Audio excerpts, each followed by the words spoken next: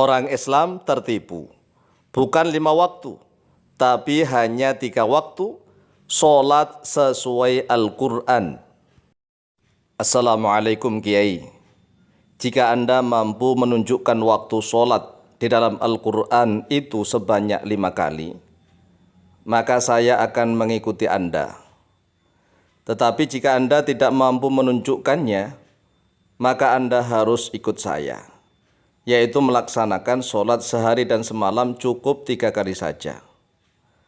Karena perintah sholat di dalam Al-Quran itu hanya 3 waktu saja, yaitu siang hari setelah matahari condong ke barat, yang kedua waktu tengah malam, dan yang ketiga waktu fajar saja, yaitu sebelum matahari terbit.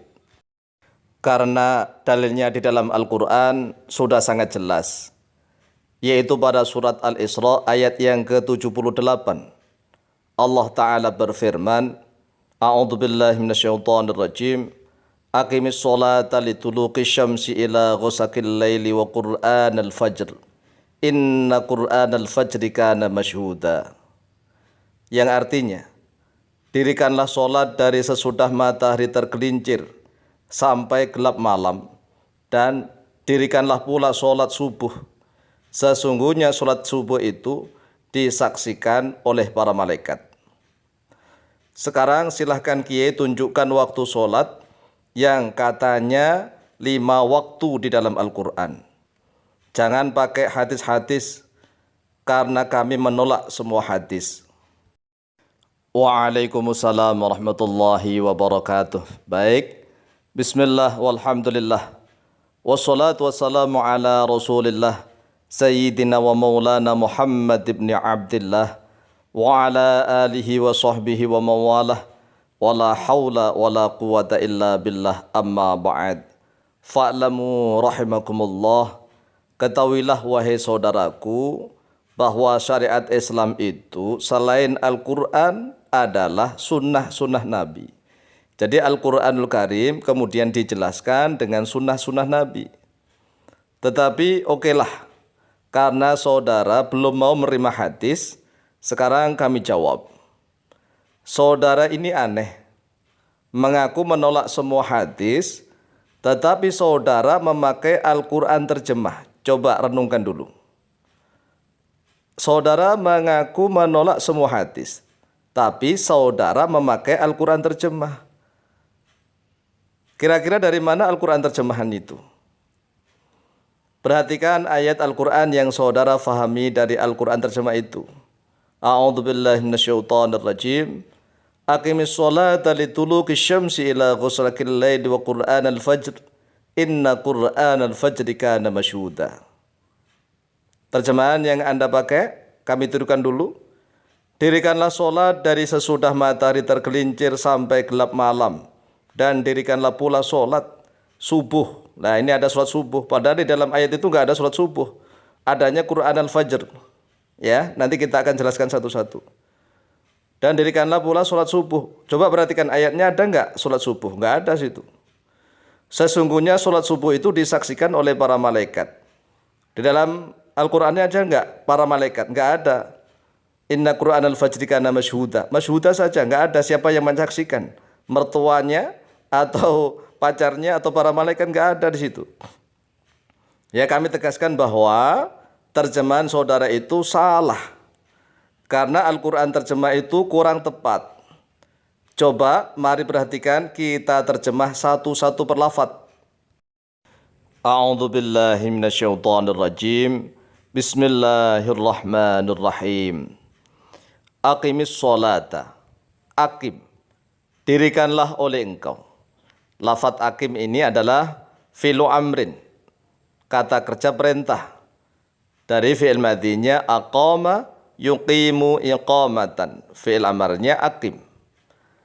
Beda dengan qama yaqumu qiyaman, fi'il amarnya qum, berdirilah.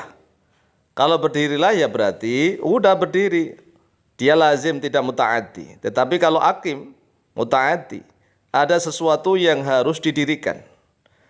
Aqim, dirikanlah oleh engkau as-sholata pada sholat. Liduluki syamsi, Lamnya ini perhatikan, lamnya bermakna apa? Jadi kita ini harus belajar Al-Quran dengan menggunakan kaidah-kaidah nahwu shorob, kaidah-kaidah tata bahasa Arab, dan juga harus menggunakan hadis, begitu loh. Mengapa harus menggunakan hadis? Yang mendapatkan wahyu itu siapa? Rasulullah Muhammad SAW kan? Yang mendapatkan wahyu itu Rasulullah. Yang berhak menafsir Al-Quran siapa? Ya Rasulullah. Tidak ada orang lain yang berhak menafsir Al-Quran kecuali Rasulullah. Oleh sebab itulah kita harus tahu tentang tafsir dari Rasulullah. Begitu dong Kang. Ya. Tapi okelah, karena Anda belum mau menerima hadis, ya kita artikan secara letterlek Al-Quran ini. Lamnya ini menurut para ulama adalah bimakna ba'da, setelah. Kalau diartikan li ta'lil karena malah tambah bahaya, nanti bisa musyrik.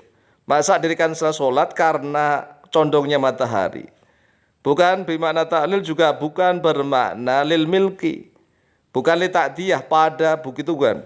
Tapi para ulama mengartikannya bimakna ba'da. Lah, taunya bimakna ba'da dari mana? Ya dari penjelasan para sahabat. Para sahabat dari mana? Dari Rasulullah, begitu loh Kang. Tapi okelah ya. Coba kita artikan lagi. Liduluki syamsi ila ghosakil laili. Dalkun itu makna secara lugat artinya adalah menggosok. Menggosok-gosok. Jadi matahari itu punya gosokan, ya geser lah. Saya ulang dari depan. Aqimis sholata, dirikanlah oleh engkau as-sholata pada sholat. Liduluki syamsi, di dalam setelah condongnya matahari. Di dalam setelah condongnya matahari itu waktu apa kira-kira? Waktu duhur? Duhur, oke? Oke. Duhur berarti. Kemudian ayatnya begini. Ila ghosakil laili. Ila ghosakil laili itu artinya sampai ke gelapnya malam. Sampai kepada gelapnya malam. Ghosako. Seperti dalam surat Al-Falaq. Qul a'udzu birabbil falaq min syarri ma khalaq wa min syarri ghasiqin idza waqab. Jadi gelapnya malam. Kemudian kita pahami coba. Dirikanlah sholat setelah tergelincirnya matahari, yaitu sholat duhur ila ghosakil laili, sampai kepada gelapnya malam. Ayat ini menyuruh kita sholat seolah-olah tanpa putus loh ya, tanpa putus, tanpa henti. Sholat terus, mulai dari duhur sholat, masuk waktu asar sholat, masuk waktu maghrib sholat, tidak putus-putus. Masuk waktu isya sampai gelapnya malam loh ya. Malam sudah menjadi gelap. Nah ini, kalau kita mengartikan Quran secara letterlek, bukan menggunakan terjemahan loh ya. Kalau terjemahan apalagi itu membingungkan. Oleh sebab itulah para ulama mendapatkan penjelasan dari Rasulullah, liduluki syamsi itu sholat duhur ila ghosakil laili, sampai gelapnya malam ada sholat asar. Jadi setelah condongnya matahari itu sholat duhur dan sholat asar. Ila ghosakil laili itu sholat maghrib dan sholat isya. Berarti sudah 4 itu. 4 waktunya. Yaitu duhur. Ila duluki syamsi, liduluki syamsi, setelah condongnya matahari itu duhur dan asar. Ila ghosakil laili itu sholat maghrib dan isya.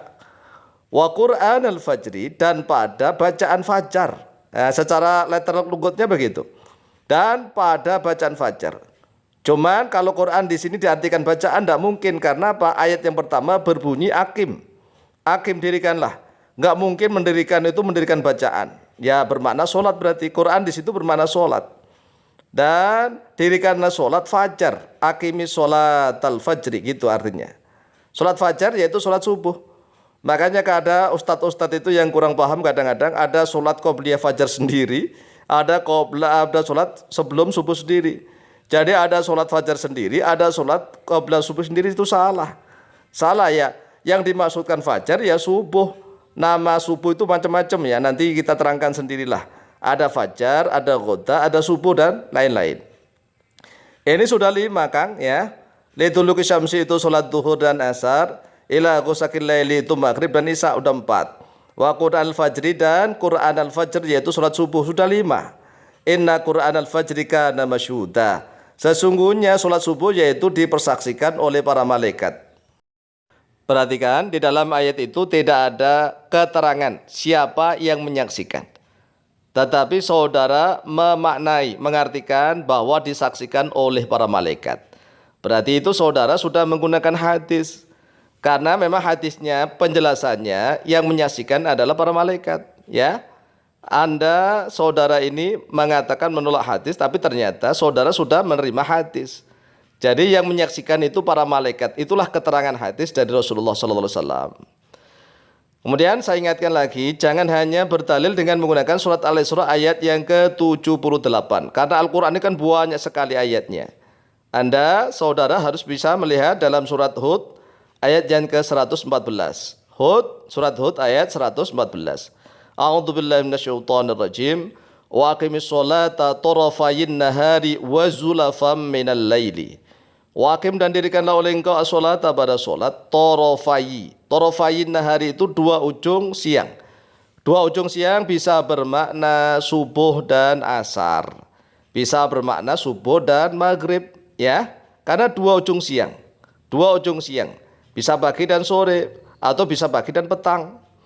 Wa zulafa minal laili dan dekat dari malam. Dekat dari malam bisa dua juga. Bisa asar dan juga bisa maghrib.